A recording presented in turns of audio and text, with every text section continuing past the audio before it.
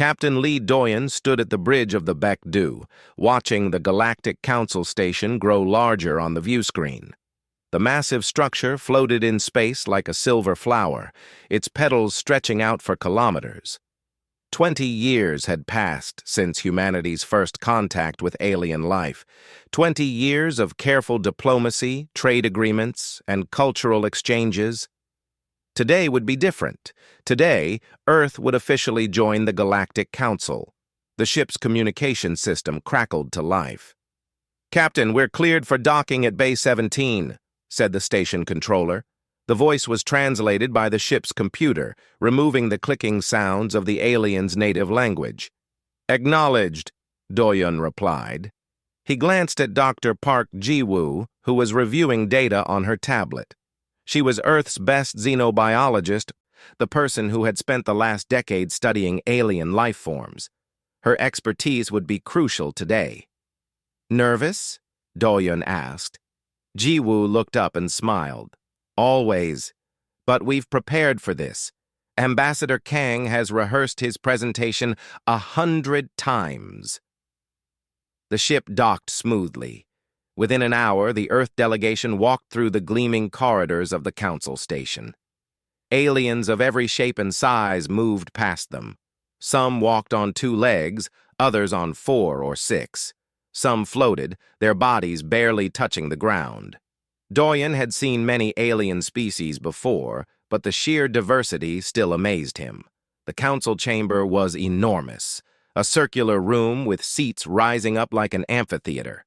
Representatives from 200 species filled the space, their voices creating a symphony of different sounds. At the center stood a raised platform where Ambassador Kang Min-ho waited, his hands clasped behind his back. The session began with formal introductions. Then came the biological cataloging, a requirement for all new member species. The Council needed to understand Earth's ecosystem, its resources, and its potential contributions to galactic civilization. Ji-woo activated the holographic display. Images of Earth appeared in the air above the platform. Blue oceans, green forests, snow-capped mountains. The chamber fell silent as aliens studied humanity's home world.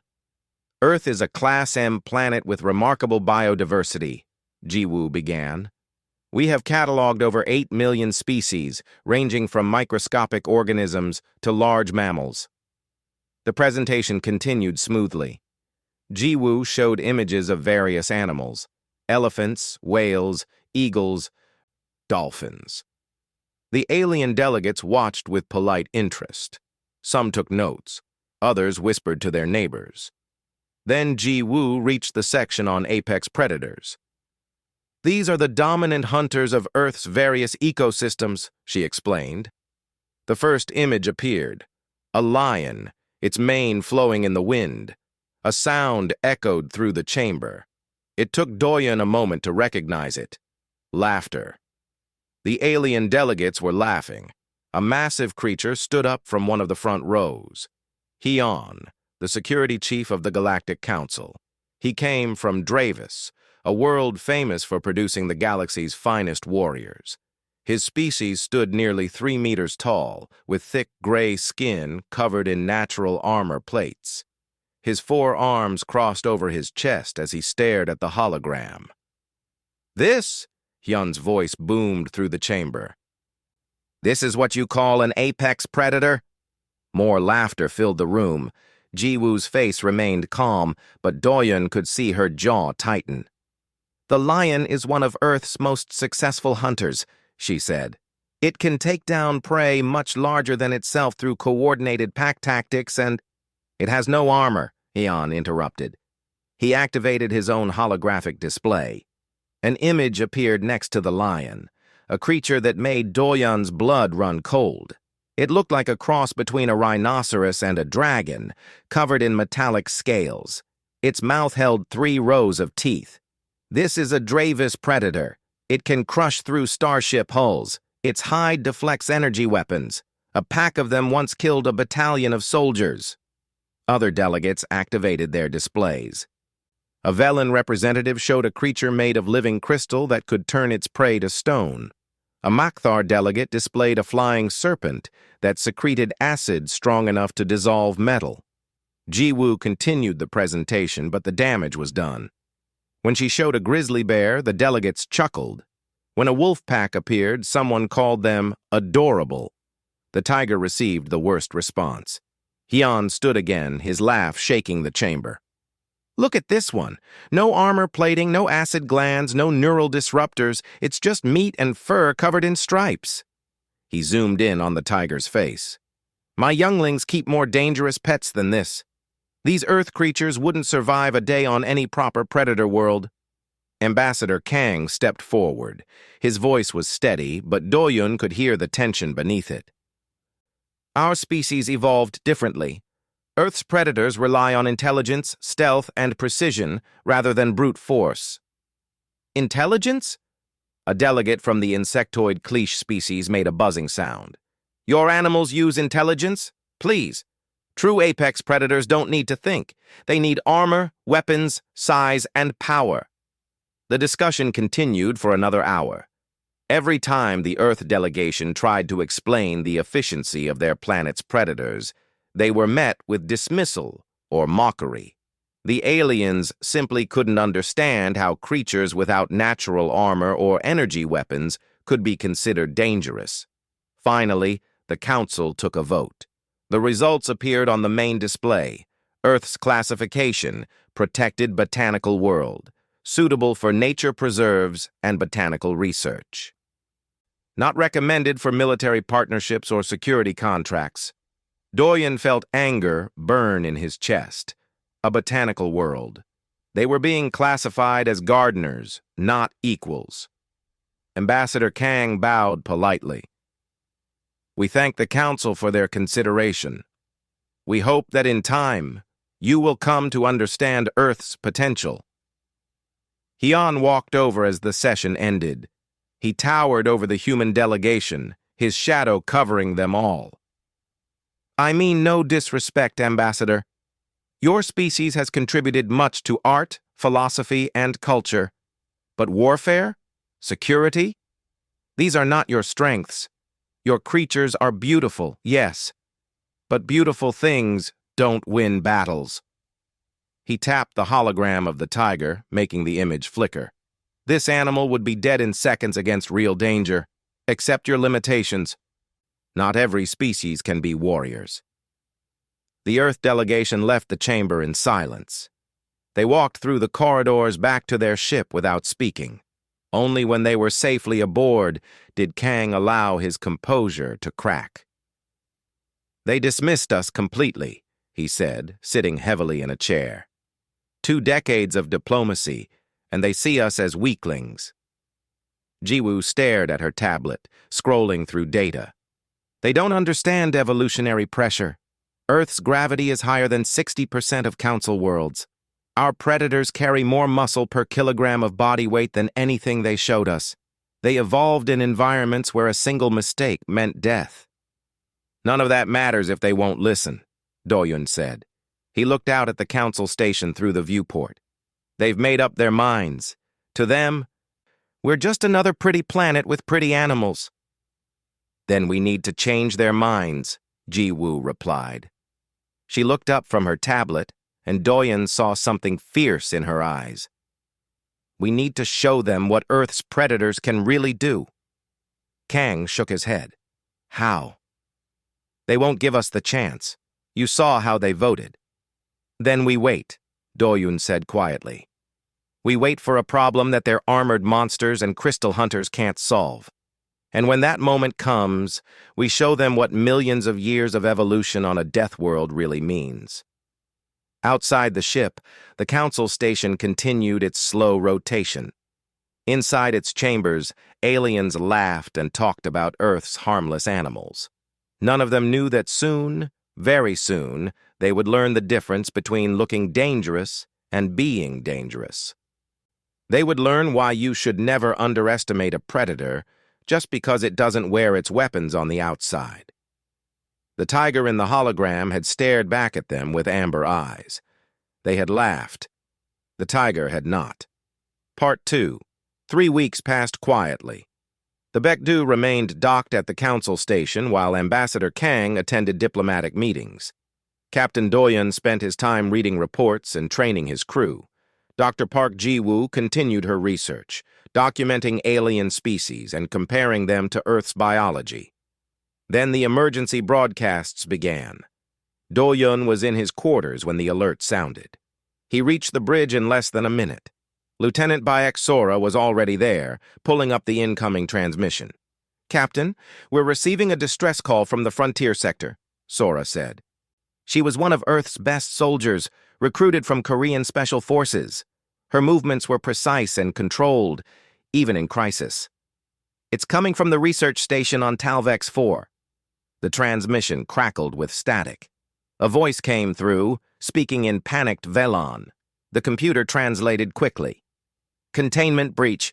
Korvax everywhere. Defenses overrun. Need immediate assistance. 2,000 personnel trapped." The transmission cut off. "What are Korvax?" Doyen asked. Jiwoo pulled up information on her console. "Insectoid species. Hive mind. They were being studied at that research station. Looks like they escaped containment and started breeding in the jungle." "How bad can insects be?" Sora asked. The answer came later that day during the emergency council session. Doyun attended with Ambassador Kang, standing in the observation area while council members debated the crisis. Hyun presented the tactical situation. Holographic displays showed the jungle moon of Talvex 4. The research station was marked in red, surrounded by spreading purple zones that represented Korvax infestation. "The situation is critical," Hyun explained. "The Korvax reproduce extremely fast. 1 becomes 10 in a day. 10 becomes 100. They've already spread across 50 square kilometers of jungle. 2,000 scientists are trapped in underground bunkers. Their supplies will last 2 weeks, maybe 3. A Dravis general stood up. "Send my warriors. We'll clear the jungle sector by sector."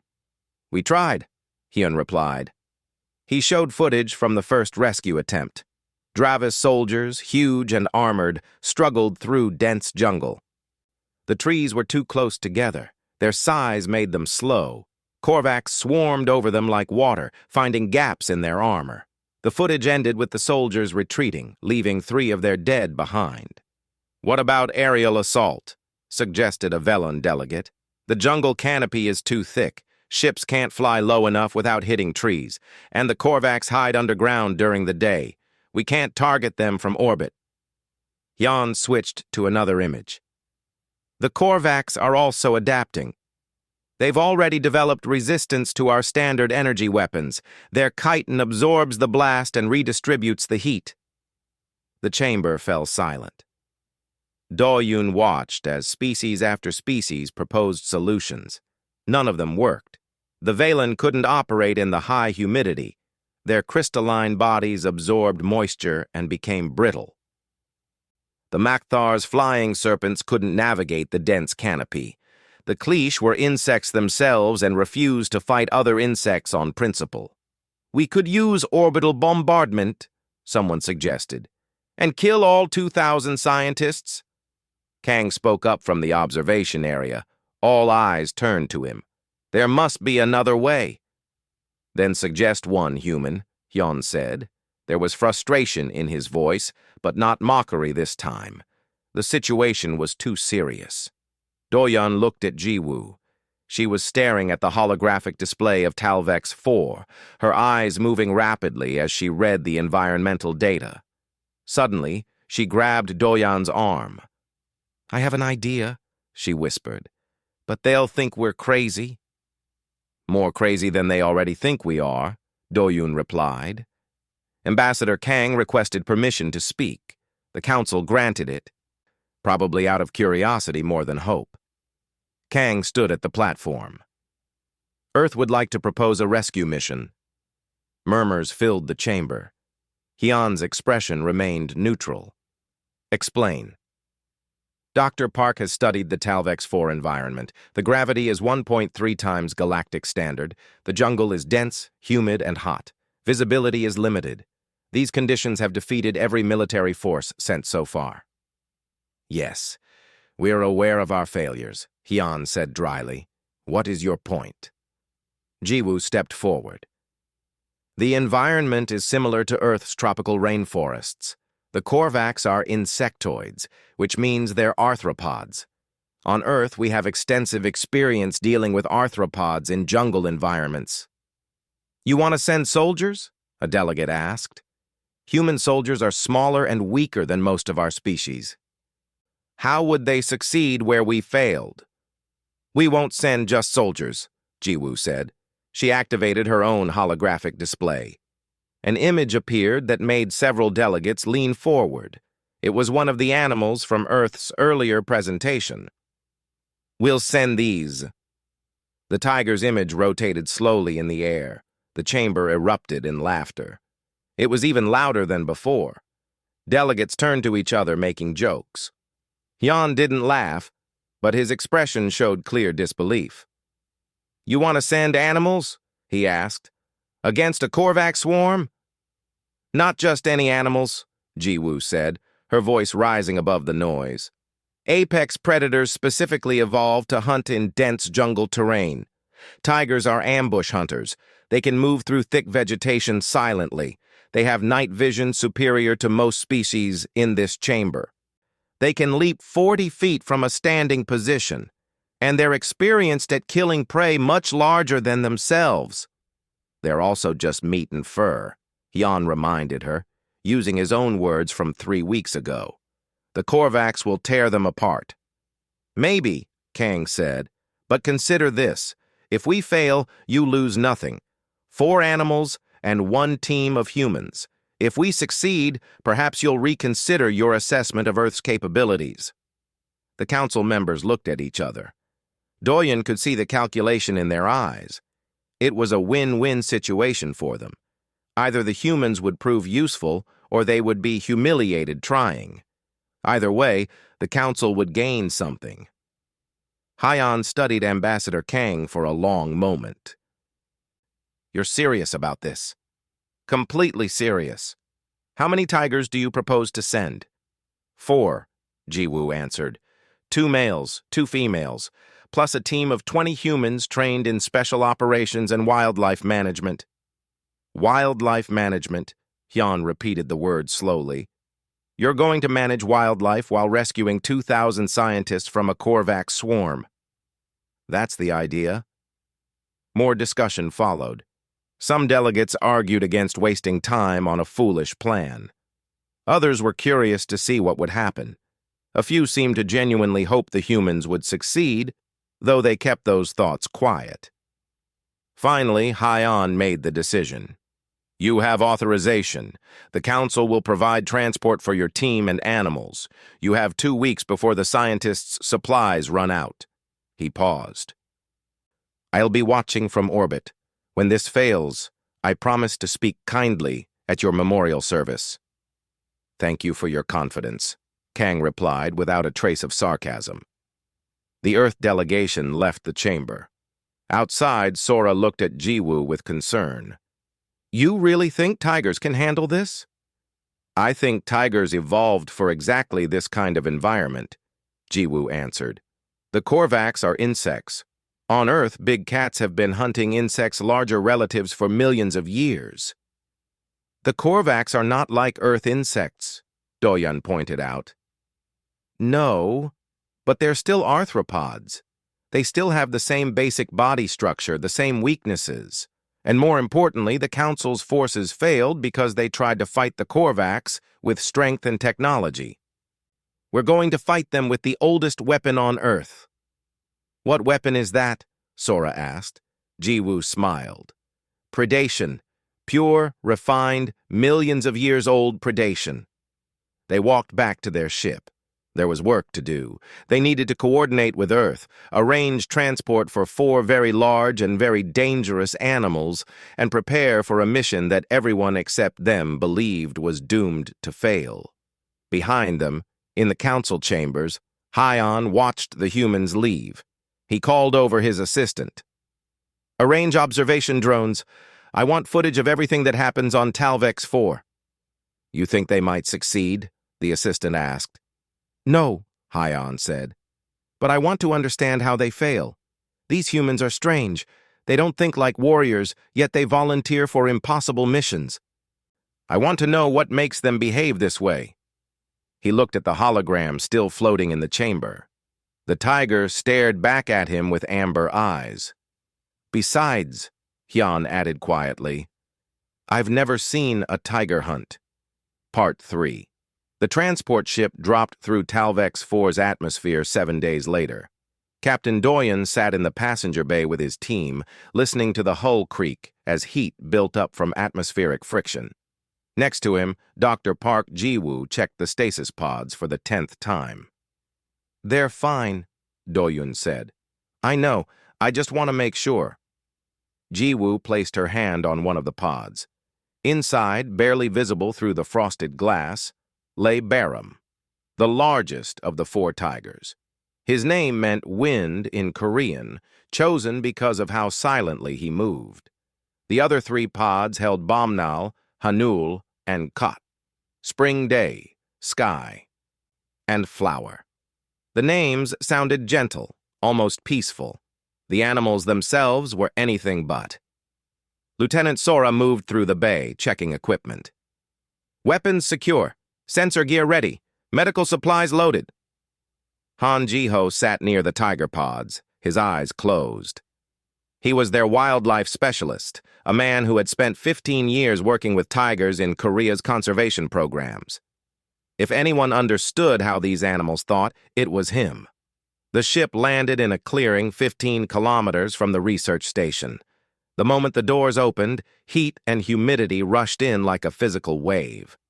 Doyen felt sweat immediately bead on his forehead. The temperature was nearly 40 degrees Celsius, and the air felt thick enough to drink. Just like home, Choi Yuna said. She was their medic, trained in both human and xenobiology. If home was a sauna. The team moved out quickly. They established a perimeter around the landing site, setting up sensors and weapons. The jungle around them was alien but familiar. Trees stretched up toward a canopy so thick it blocked out most of the sunlight. Bioluminescent plants glowed softly in the shadows.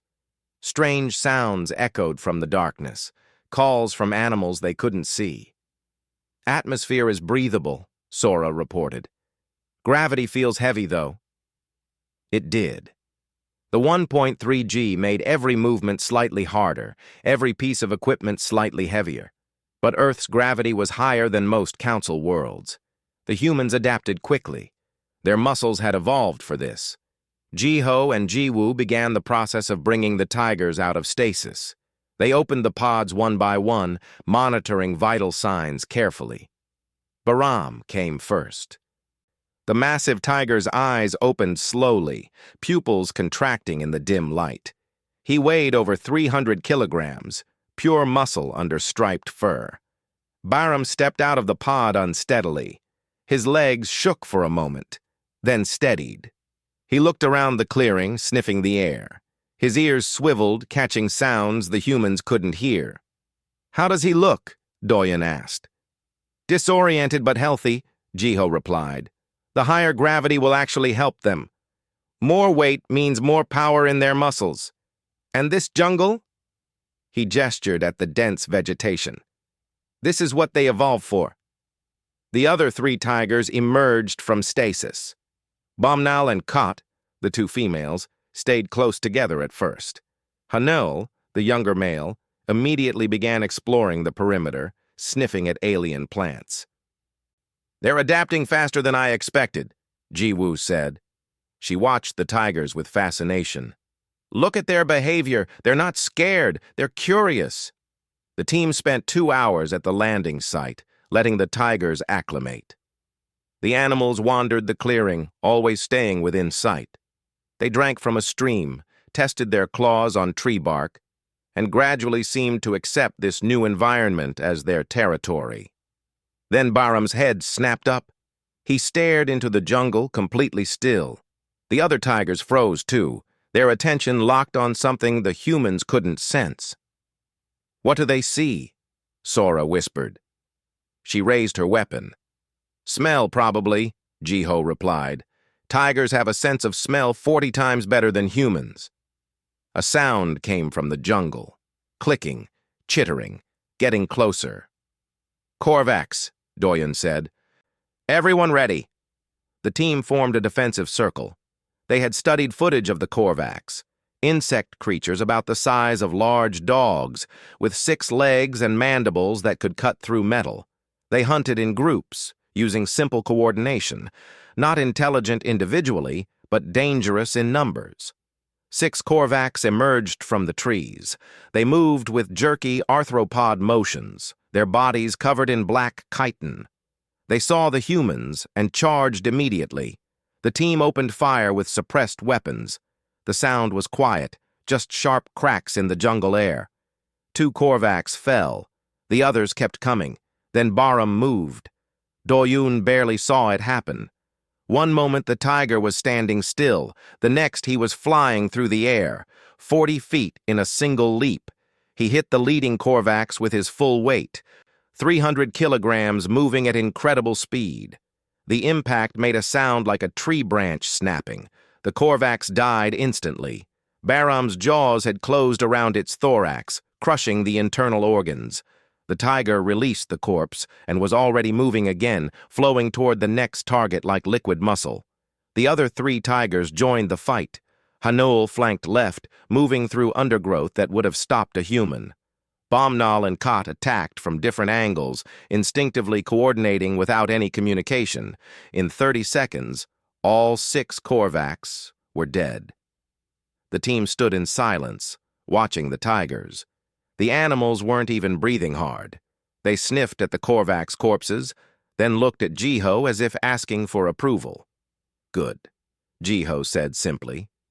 He gave them the hand signal for success, a gesture they knew from training. Jiwoo knelt next to one of the dead Korvax, studying it. Look at this. Baram's bite went straight through the chitin. No struggle, no multiple attempts. One bite, precise location, instant death. They know where to strike, Jiho explained. Tigers evolved hunting animals with tough hides. They learned to target weak points, joints, neck, organs. They don't waste energy on armor when they can just bite through the gaps. Doyun activated his communicator. Command, this is ground team. First contact with Korvax complete. 6 hostiles eliminated. No human casualties. Tigers performed beyond expectations. In orbit, Hyon watched the footage from observation drones. He replayed Baram's leap 3 times, studying the movement. The tiger had covered 40 feet in less than 2 seconds. The strike had been perfectly timed, perfectly placed.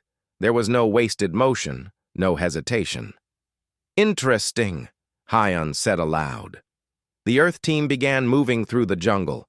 They traveled in a formation that kept the tigers at the edges, using the animals as scouts.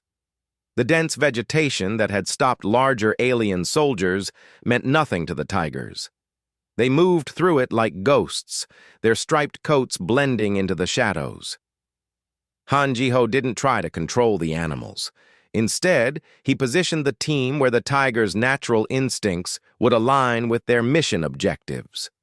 When the tigers paused to investigate something, the team paused. When the tigers found a clear path, the team followed. They encountered more Korvax throughout the day, small groups of 3 or 4 scouts moving through the jungle.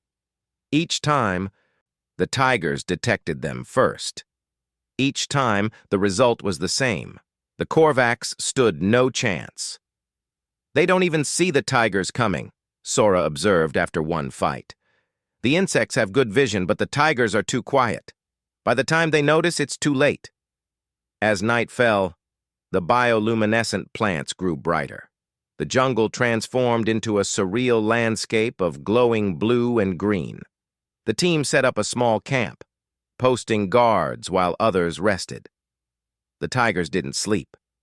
They patrolled the perimeter throughout the night, their eyes reflecting the bioluminescent light. Doyen watched Hanul pass by the camp, moving between trees without making a sound. In the strange light, The tiger looked almost supernatural. "They're perfect for this," Jiwoo said quietly. She sat next to Doyen, reviewing data on her tablet. The environment, the prey, the terrain. It's like Earth prepared them for exactly this mission. "Earth didn't prepare them for anything," Doyen replied. "Evolution did.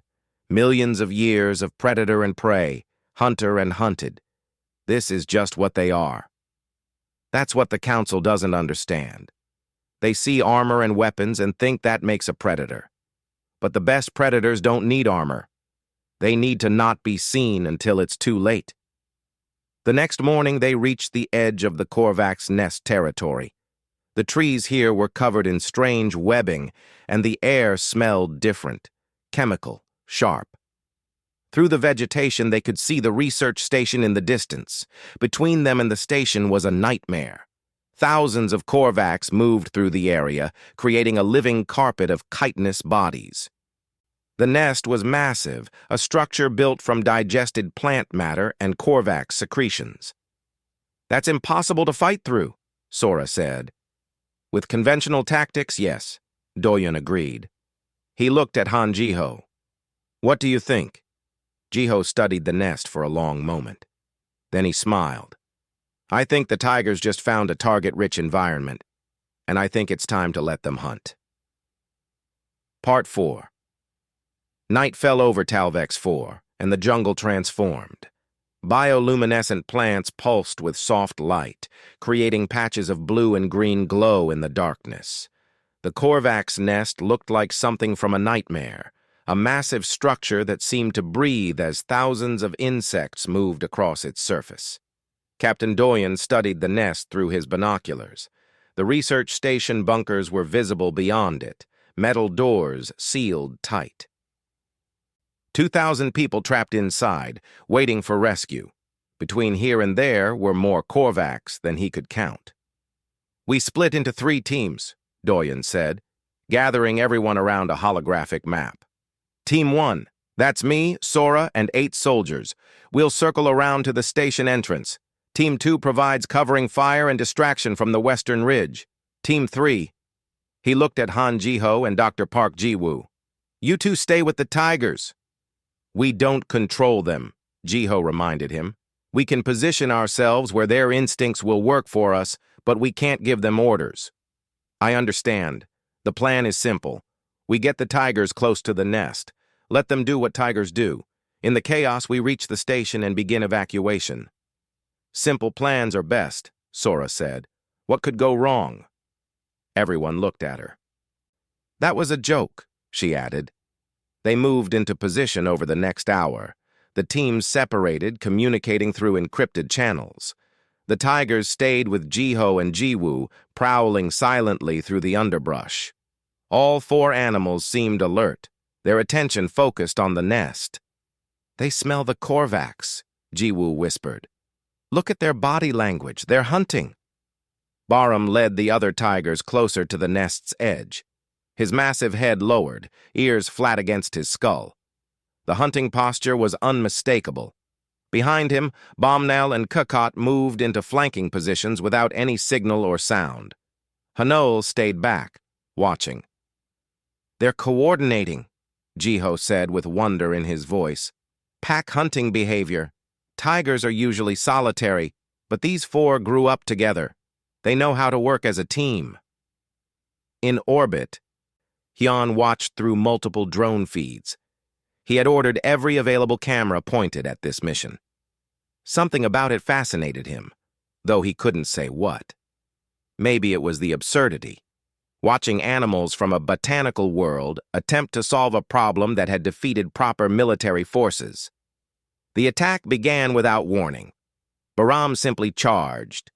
One moment he was crouched in shadow, the next he was a 300-kilogram missile of muscle and fury. He crashed into the nest's perimeter, and Korvax scattered like disturbed ants. But these weren't earth ants. These were the size of dogs, with mandibles that could cut metal. They swarmed toward Barum, dozens of them moving with hive coordination. The tiger didn't retreat. He spun, claws extended, and caught 3 Korvax in a single swipe. chitin shattered under the impact. His jaws snapped shut on another, crushing it. Then he leaped again, 20 feet straight up onto a tree trunk, launching himself back down onto a cluster of insects below. Bomnal and Kukot hit the nest from 2 other angles. The females were smaller than Barum, but just as lethal. They moved like shadows, striking and vanishing, appearing somewhere else to strike again. Each attack targeted joints and weak points. Each bite was precisely placed. Hanul joined last, and his role became clear. He hung back, attacking any Korvax that tried to organize a counterattack. While the others caused chaos, he protected their flanks. "They're not just fighting," Jiwoo breathed.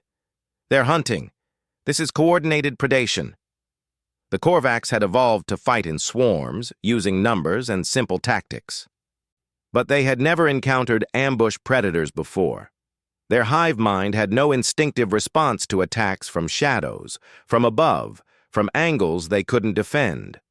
The tigers killed dozens of Korvax per minute, not through wild aggression, but through precise, efficient violence. They struck weak points, the joints where legs met body, the soft tissue between chitin plates. They used their weight and momentum, letting physics do the work. A 300-kilogram tiger moving at 40 kilometers per hour didn't need claws. Impact alone was deadly. "All teams move now," Doyen ordered. "The path is opening." Sora's team rushed forward while the tigers continued their assault. The Korvax swarm was fracturing, breaking into confused groups. Some tried to attack the tigers, others scattered in panic. The hive coordination was failing. Doyen's team reached the station bunker doors. A soldier placed shaped charges on the locking mechanism. The explosion was small but precise. The doors swung open, revealing frightened scientists crowded inside. "Everyone out! Orderly lines!" Doyen shouted. "We have transport shuttles landing at the clearing to the east. Follow my soldiers." The evacuation began. Scientists poured out of the bunker, most of them from species Doyen didn't recognize. They flinched at the sounds of fighting from the nest, at the roars echoing through the jungle. Yes, roars. The tigers were making sounds Jiho had never heard them make before. Deep, resonating calls that vibrated through the ground. Not sounds of fear or pain, sounds of dominance, territorial claims. More Korvax emerged from deeper in the nest structure. A second wave, larger than the first. The tigers adjusted their tactics immediately. Baram positioned himself at a choke point, forcing the insects to come at him through a narrow gap. He didn't chase them anymore. He let them come to him, and when they did, his jaws were waiting. Then the nest itself seemed to move. The ground trembled, and a massive shape pushed up from below. The Korvax queen, a creature the size of a transport shuttle. She had stayed hidden until now, protected deep in the nest. But the tigers had killed so many of her swarm that she emerged to defend herself. She was enormous, 20 meters long, armored in thick chitin, with mandibles that could tear apart vehicles. Behind her came elite guards, Korvax warriors larger and more heavily armored than the scouts. "Fall back," Jiho said urgently. "The tigers can't fight that." But the tigers didn't retreat. They didn't even hesitate. All 4 of them turned to face the queen. What happened next would be analyzed by military strategists across the galaxy for years. The tigers executed a perfect pack-hunting strategy against prey 20 times their size. Bomnal and Kot attacked from opposite sides, drawing the queen's attention. She swung her massive head, trying to track them both. While she was distracted, Hanul darted in and bit one of her legs.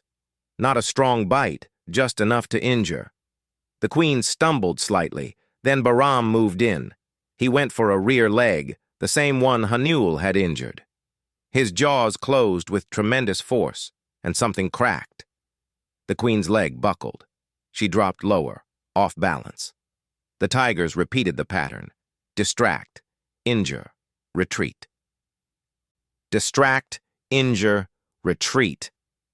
They weren't trying to kill the queen directly. They were crippling her leg by leg.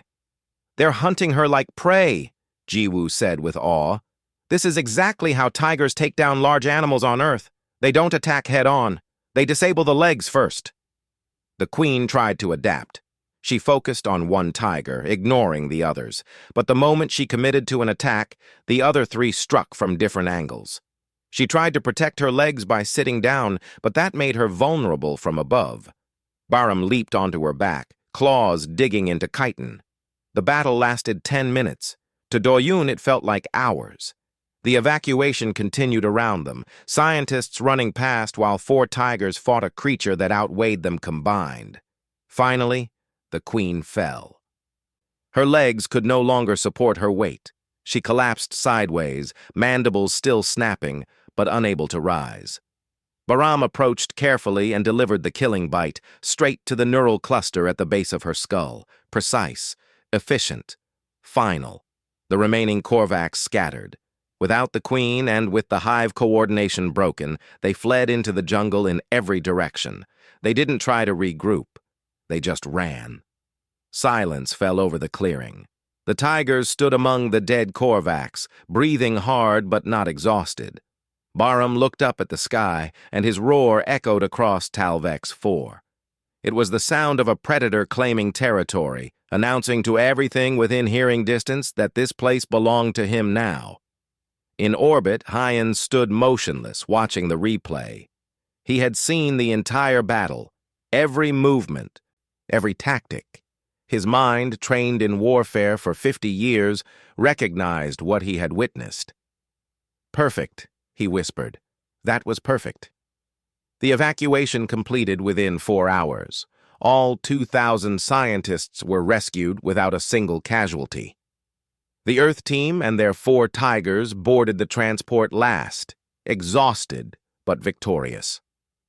As the ship lifted off, Doyon looked down at the jungle below. Somewhere in those trees, Korvax were hiding, their nest destroyed, their queen dead. They would eventually rebuild. But for now, they had learned something new. They had learned fear. Part 5. The Galactic Council chamber was completely silent. Every seat was filled, and delegates who normally couldn't be bothered to attend sessions had made sure to be present today. Earth's reclassification hearing had drawn more attention than any council meeting in decades. The silence wasn't respectful. It was stunned. Ambassador Kang Min-ho stood at the central platform, hands clasped behind his back. He waited as the final footage played on the holographic displays. The video showed Bahram delivering the killing bite to the Korvax queen, then raising his head to roar in victory. The footage ended. The silence continued for a moment longer. Then Hyan stood up. "I was wrong," he said. His voice carried through the chamber. "I watched this mission from beginning to end. I saw what those animals did. I saw how they fought." He paused, looking at the Earth delegation. "I called them house cats. I said they wouldn't last a day against real predators. I was completely wrong." Murmurs filled the chamber. It was rare for Hyan to admit mistakes. "The Korvax have defeated 3 military forces," Hyan continued. "We sent our best warriors, our most advanced technology. We failed. The humans sent 4 animals and 20 soldiers. They succeeded with 0 casualties and a perfect evacuation." He activated his own display. "I've analyzed the footage. I want to explain what we all missed." The hologram showed a comparison. On one side, a Dravis predator, huge, armored, obvious. On the other side, a tiger. "We judged Earth's predators by the wrong standards," Hyan said. "We looked for armor and didn't see it. We looked for size and didn't find it impressive. We looked for natural weapons and saw only teeth and claws. We failed to understand what these creatures actually are." He zoomed in on the tiger. "This animal's muscles carry more power per kilogram than any predator in our database. Why? Earth's gravity is higher than most of our worlds. Everything there evolved under more weight." Another image appeared. A thermal scan of Talvex 4's jungle. These tigers disappeared on thermal imaging. Their body heat blended with the environment. The Korvax never saw them coming because they evolved to be invisible to their prey. More images. Bahram's leap, measured frame by frame. 43-foot jump from a standing position. Attack speed of 37 kilometers per hour in 3 seconds. Bite force of over 1,000 pounds per square inch, delivered with surgical precision. Hyon looked around the chamber. Earth's predators didn't evolve in an arms race of armor and size. They evolved in a race of stealth, precision, and killing efficiency. They learned to be invisible because their prey could hear them. They learned to kill with single strikes because they couldn't afford prolonged fights. They learned to hunt cooperatively because their world demanded it. Dr. Park Ji-woo stepped forward when Hyon invited her to speak. I tried to explain this during our first presentation, but I don't think I communicated it clearly. Let me try again. She pulled up an image of Earth. Our planet has higher gravity than 60% of Council worlds. Our atmosphere has less oxygen than many of your home worlds, which means our animals had to evolve more efficient cardiovascular systems. Our continents are separated by vast oceans, forcing species to adapt to isolated environments and creating incredible diversity. And most importantly, our world has undergone multiple mass extinction events. What does that matter? A delegate asked. It means only the most adaptable survived. Only the smartest, fastest, most efficient hunters lived long enough to reproduce. Earth isn't a paradise world. It's a crucible. Every species on Earth is a survivor of the most ruthless selection pressure in the galaxy.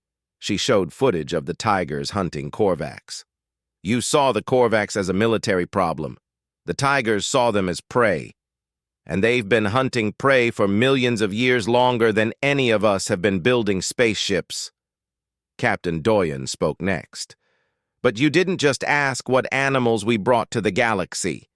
You asked what humans bring. He activated a new display. Human soldiers on Talvex 4, moving through the jungle with the same fluid efficiency as the tigers. We learned from them. Every tactic in our military doctrine was inspired by animals. Stealth from cats, endurance from our own evolutionary history as persistence hunters, cooperative tactics from wolves and other pack hunters. He showed footage of human history. Ancient humans tracking prey for days until it collapsed from exhaustion. Humans coordinating complex hunts with nothing but primitive tools and communication. Humans adapting to every environment on Earth, from deserts to tundra to jungles to mountains. We're not as strong as many species here. We're not as armored. We don't have natural weapons. But we learned to hunt things that did have those advantages. We learned to outthink, outlast, and outadapt. That's what Earth's gravity and evolution gave us. Ambassador Tarek stood up. He was from a neutral species known for wisdom and fairness. I have a question for the security chief. Hyon, you fought in hundreds of battles. How would you classify Earth's capabilities now? Hyon took his time answering. Those tigers defeated a threat that stopped battalions, but they're not the dangerous ones. He looked directly at Doyen. The dangerous ones are the species that domesticated those tigers, the species that learned from them, studied them, protected them when they were going extinct. Humans walked beside apex predators and said, "These are worth saving." That tells me everything about how dangerous they actually are. The chamber erupted in discussion. Some delegates argued, others reviewed the footage again. A few species began recalculating their estimates of Earth's strategic value. Ambassador Kang let them talk for a while, then he raised his hand for silence. The Council asked what Earth brings to the galaxy. We bring 4 billion years of evolution on a world that killed everything weak. We bring knowledge of how to survive against impossible odds. We bring the understanding that looking harmless and being harmless are not the same thing. He paused, letting that sink in. And we bring the wisdom to know when to hunt and when to protect. Those tigers could have gone extinct. We saved them instead. That's the real difference between us and Earth's predators. They're dangerous because they must be. We're dangerous because we choose when to be. Lieutenant Baek Sora added her perspective. I've trained with special forces from multiple species during exchange programs. Dravis warriors are incredibly strong. Velen soldiers have excellent tactical sense, but when it came to Talvex 4, their advantages became disadvantages. Size made them slow in the jungle. Armor made them noisy.